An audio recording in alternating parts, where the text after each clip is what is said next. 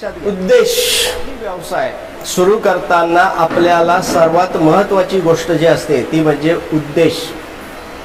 व्यवसाय सुरू करताना उद्देश क्लिअर असला पाहिजे. ज्यांचा उद्देश क्लिअर नसतो त्यांचा व्यवसाय कधीही सक्सेस होत नाही, लक्षात घ्या. आता समजा तुम्ही कुक्कुटपालनाच्या प्रशिक्षणाला आलात, म्हणजे तुम्ही कुक्कुटपालन सुरू करणार आहात या विचाराने आलात, बरोबर आहे ना. तुमचा काय उद्देश आहे हा व्यवसाय सुरू करण्यामागे? काय उद्देशाने हा व्यवसाय सुरू करणार आहात तुम्ही? आर्थिक फायदा. काय उद्देश आहे तुझा हा व्यवसाय सुरू करण्यावर? मागणी आहे म्हणून. तुमचा काय उद्देश काय अजून कोणी सांगू शकेल? हा व्यवसाय सुरू करणार आहात तुम्ही, प्रशिक्षणासाठी आला आहात, तुमचा आजचा एक दिवस इथे देणार आहात. काय उद्देश आहे? बोला ना, बोलल्याशिवाय कसं होईल? मला समजू जात तर खरं उद्देश काय आहे तुमचा हा व्यवसाय सुरू करण्यामागचा? इन्कम म्हणजे उत्पन्नासाठी, अजून रोजगार उपलब्ध. तर आता एक लक्षात घ्या, हीच उत्तरं मला अपेक्षित होती. पैसे, मान, उत्पन्न, रोजगार हे कुठल्याही व्यवसायाचे बाय प्रोडक्ट असतात, लक्षात घ्या. हे कुठल्याही व्यवसायाचे बाय प्रोडक्ट असतात. आपण जेव्हा एखादा व्यवसाय सुरू करतो तेव्हा त्या व्यवसायाचा एक उद्देश असतो. तर कुक्कुटपालनामध्ये काय उद्देश आहे? तर तुम्ही हा व्यवसाय मांस उत्पादनासाठी करणार आहात का? म्हणजे कोंबड्या कापण्यासाठी तुम्ही उत्पादित करणार आहात का? दुसरा, अंड्यांसाठी तुम्ही कुक्कुटपालन करणार आहात का? आणि तिसरं, पिल्ले उत्पादन. तुम्ही पिल्ले उत्पादन करणार आहात ना, याला डोक्यात येईल, काही टेन्शन नाही घ्यायचं. बघा, नॉर्मली आपण काय करतो, आपल्या घरात ज्या आपण 5-10 कोंबड्या ठेवलेल्या असतात त्याच्यात आपण ह्या तिन्ही उद्देशासाठी काम करतो. कोंबडा झाला कापून खाणारे म्हणजे मांस उत्पादन किंवा विकणारे, बरोबर आहे. कोंबडीने अंडी घातली तर अंडी उत्पादन झालं. परत ती कोंबडी अंड्यावर बसवली, पिल्लं काढली, पिल्लं उत्पादन झाली.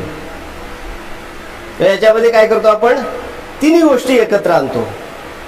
त्याला आपण व्यावसायिक कुक्कुटपालन म्हणू शकत नाही. व्यावसायिक कुक्कुटपालन म्हणजे काय? या तिन्हापैकी एक उद्देश तुम्हाला फिक्स करायचा आहे. ॲटलिस्ट व्यवसाय सुरू करताना आणि पुढे कमीत कमी 1.5 वर्ष, 18 महिने हे या व्यवसायाला तुम्हाला द्यायचेच आहेत ॲट एनी कॉस्ट. जर तुम्हाला त्याच्यातून चांगलं उत्पन्न मिळावं असं वाटत असेल किंवा हा तुमचा उत्पन्नाचा एक जरिया व्हावा असं जर वाटत असेल तर तुम्हाला 18 महिने काम करायचंच आहे. पण त्या पहिल्या 18 महिन्यात याच्यातील एकच उद्देश समोर ठेवायचा. आता अगेन मांस उत्पादन. मांस उत्पादनामध्ये सुद्धा 2 गोष्टी येतात. मांस उत्पादनासाठी मी कुठल्या कोंबड्या पाळेल? ब्रॉयलर पाळेल की देशी? हेही आपल्याला डिसाईड करायचं आहे पहिल्यांदाच व्यवसाय सुरू करण्या अगोदरच. म्हणजे तुमचा उद्देश क्लिअर असला पाहिजे, ठीक आहे. ब्रॉयलर पाळल्यानंतर अजून त्या उद्देशाला बाय जातं. ते म्हणजे काय? तुम्ही कॉन्ट्रॅक्ट फार्मिंग करणार आहात, म्हणजे कुठल्या तरी कंपनी बरोबर कॉन्ट्रॅक्ट करून त्यांची पिल्लं वाढवणार आहात की तुम्ही स्वतः वाढवणार आहात? इथे मात्र तुम्हाला तसा काही ऑप्शन नाही आहे. देशी कोंबड्या बोलल्यानंतर अजून कॉन्ट्रॅक्ट फार्मिंग चालू झालेलं नाही, त्यामुळे देशी कोंबड्या तुम्ही देशी कोंबड्या म्हणून पाळू शकता. ते म्हणजे ब्रॉयलर लेअर की देशी. अंडी उत्पादन जर तुम्हाला करायचं आहे तर तुम्ही ब्रॉयलर लेअर करणार की देशी करणार? तुमच्याकडे खूप चांगलं इन्व्हेस्टमेंट कॅपॅसिटी असेल, म्हणजे 20-25 लाख रुपये जर तुम्ही इन्व्हेस्टमेंट करू शकत असाल तर हा बेस्ट बिझनेस आहे. कोंबड्या तुम्हाला वर्षाला 300 अंडी देऊ शकतात. पण याच्यामध्ये इन्व्हेस्टमेंट खूप मोठी आहे. इन्फ्रास्ट्रक्चर इन्व्हेस्टमेंट, जे शेड जो आहे तो G+1 बांधावा लागतो. जाळीमध्ये त्यांना ठेवावं लागतं. त्यांना कुठेही फिरवून द्यायचं नाही. एका जाळीमध्ये एकदा ते ठेवली की वर्षभर ती तिथेच राहते. खाणं पाण्याची व्यवस्था तिथेच करायची आहे तिला. ब्रॉयलर लेअर फार्मिंगचा शेड बघितलाय तुम्ही कधी कुठे? त्याच्यामध्ये इन्फ्रास्ट्रक्चर इन्व्हेस्टमेंट जास्त आहे. जर तुमची 25-50 लाख रुपये इन्व्हेस्टमेंट करायची तयारी असेल तर दिस इज अ बेस्ट बिझनेस. पण मला अंड्यासाठी कोंबड्या पाळायच्या आहेत, पण माझ्याकडे एवढी मोठी इन्व्हेस्टमेंट करण्याची कपॅसिटी नाही. गो टू देशी. बरोबर आहे. आता ह्या अंड्यांसाठी हे दोन ऑप्शन तर तुम्हाला आहेत, लेअर की देशी. त्याच्यामध्येही अगेन दुसरा एक ऑप्शन आहे, तो म्हणजे खाण्यासाठी पिल्ले उत्पादित करण्यासाठी. खाण्यासाठीची अंडी उत्पादन करणं हा एक वेगळा व्यवसाय आहे आणि पिल्लं उत्पादन करण्यासाठी अंड उत्पादन करणं हा एक वेगळा व्यवसाय आहे. लक्षात घ्या. जेव्हा यातला फरक काय ते पण सांगतो. जेव्हा तुम्ही खाण्यासाठी अंडी उत्पादन करता तेव्हा तुम्हाला त्या कोंबड्यांमध्ये कोंबडा ठेवायची गरज नाही. आता जे आपल्याला ट्रे भरून अंडी दिसतात दुकानांमध्ये, त्याच्यामध्ये जीव नसतो, ते फक्त अंड आहे खाण्यासाठी. आणि जे अंड्यांपासून पिल्लं निघणार आहेत त्या कोंबड्यांमध्ये तुम्हाला कंपल्सरी कोंबडा ठेवावा लागतो. इथे तुम्हाला बघा, खाण्यासाठी जी अंडी आहेत आता सध्या काय रेट चालू आहे मार्केटमध्ये. जी ब्रॉयलरची अंडी, लेअरची अंडी आपण खातो, इझिली अवेलेबल आहेत. 6 रुपये अंड. बरोबर आहे. म्हणजे जेव्हा लोकल मार्केटला तुम्हाला 6 रुपये मिळत आहे तेव्हा शेतकऱ्याला किती रुपये मिळतो? 4 रुपये किंवा 4 रुपये 20 पैसे. अंड्यांमध्ये खूप मोठं प्रॉफिट नसतं म्हणजे विकणाऱ्यांना, पण अनलिमिटेड जातात त्यामुळे ते त्यांना परवडतात. जर हे अंड तुम्हाला 4 रुपये 20 पैसे, नॉर्मली शेतकऱ्याला लेअरची जी अंडी आहेत त्याचा रेट आहे ना 4 रुपये ते 4 रुपये 75 पैसे याच रेंजमध्ये फिरतो. जशी मागणी वाढेल तशी 5-10 पैसे किंमत वाढते.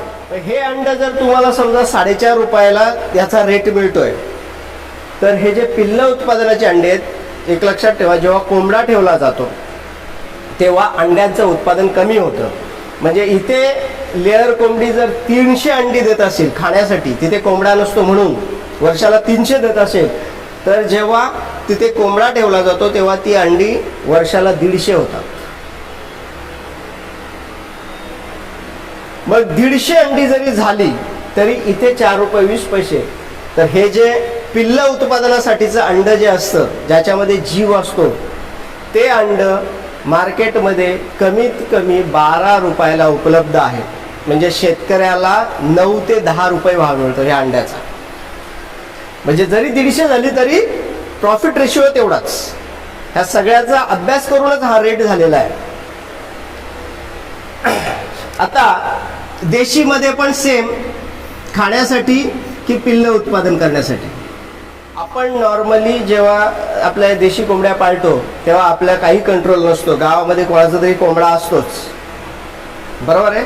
पण जर आपण कमर्शियल विचार करत असाल तर आपल्याला कंपाऊंडमध्ये आपल्या कोंबड्या ठेवायच्या आहेत. तिथे इतर कोंबड्यांचा संबंध येऊ नये. मग त्याच्यातून आपल्याला जास्तीत जास्त, आता देशी कोंबड्यांमध्ये सुद्धा काही जाती अशा आहेत की ज्या जाती तुम्हाला 200 ते 250 अंडी देतात एका वर्षाला. आणि देशी कोंबडीच्या अंड्याचा रेट किती आहे खाण्यासाठीचा? मिनिमम 10 रुपये. म्हणजे तुम्हाला जर होलसेल रेट, म्हणजे तुमच्याकडे 100-200 अंडी आहेत म्हणून होलसेल रेट तुम्हाला 7 रुपये जरी मिळाला तरी तो परवडतो.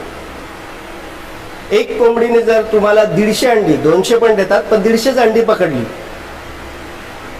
तर 150 × 7 किती झाले? 1050. बरोबर आहे. मग जी कोंबडी, जे पिल्लू आपण 25-30 रुपयाला आणलेलं असतं त्याला 6 महिने वाढवल्यानंतर जर 1.5 वर्षापर्यंत तिने आपल्याला 1000 रुपये कमवून दिले तर काय वाईट आहे का? बरं, त्यानंतर ह्या व्यवसायाचा एक बेस्ट गोष्ट ती जी आहे ती म्हणजे काय, अंडी देऊन झाल्यानंतरही कोंबडी पैसे कमवून देते की नाही देते? तिला कापली, तिला कापायला दिली तरी तिला पैसे मिळतात. म्हणजे प्रॉफिट मार्जिन खूप चांगलं आहे या व्यवसायात. तर तिसरी गोष्ट म्हणजे पिल्ले उत्पादन. त्यात पण अगेन ब्रॉयलर तुम्ही करताय की देशी करताय? ब्रॉयलर पिल्ल उत्पादन जर तुम्ही करणार असाल तर मोठ्या प्रमाणावर उत्पादन करावं लागतं. इथे अगेन तुम्हाला हॅचरी वगैरे लावावी लागते. त्याच्यासाठी चांगली इन्व्हेस्टमेंट 10-20 लाख रुपये इन्व्हेस्टमेंट जो करू शकत असेल तो ब्रॉयलर पिल्ल सुद्धा उत्पादित करू शकतो. देशीमध्ये मात्र मी तुम्हाला एक प्लॅन देईन, त्या प्लॅनप्रमाणे तुम्ही जर वर्कआउट केलं तर 18 महिने मी जे सांगतोय ते कसं ते तुम्हाला लक्षात येईल. देशीमध्ये मात्र तुम्ही हॅचरी लावूनही पिल्ल उत्पादन करू शकता, नैसर्गिकरित्या सुद्धा पिल्ला उत्पादन करू शकता. बघा, दर 3 महिन्यांनी अप्रॉक्सिमेटली कोंबडी अंडी देते. समजा 15 अंडी दिली, 20 अंडी दिली, तर ती जर तुम्ही 10 कोंबड्या 3 महिन्यांनी जरी बसवत असाल तरी स्वतःसाठी तुम्हाला स्वतःला 200-300 कोंबड्या ज्या पिल्ल जी पाहिजेत ती स्वतःसाठी स्वतःच उत्पादित करू शकतो आपण. 15 अंडी 10 कोंबड्यांच्या खाली जर उबवणीला लावली, त्याच्यातनं 10 जरी निघाली तरी 100 पिल्ल तुम्हाला 3 महिन्यात मिळाली. हे सायकल ठेवलं प्रत्येक महिन्यानी वेगळ्या 10 कोंबड्या, तर प्रत्येक महिन्याला तुम्हाला 100 पिल्ल 100% मिळू शकतात. आता जेव्हा हा उद्देश तुम्ही क्लिअर केला,